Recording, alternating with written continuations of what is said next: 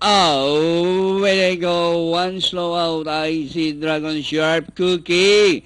Pass being had Gossip. Real excellent. Racing from the outside. Smart and Noble. And moving up. Angie Red. I see Dragon.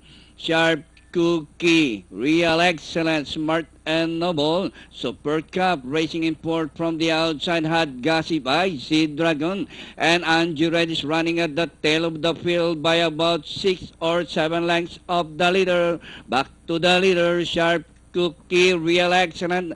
I see Dragon from the outside, Super Cup. Donori inside, Smart and Noble running in fifth by some 2 lengths. Angie Red and had Gossip.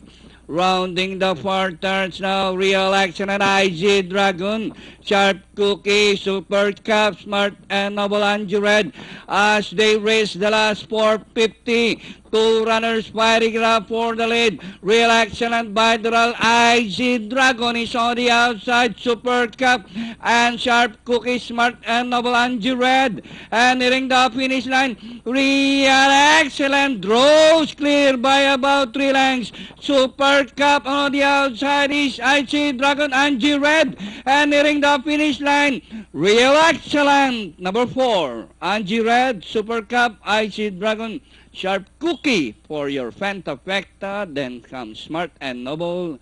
Hot Gossip comes last.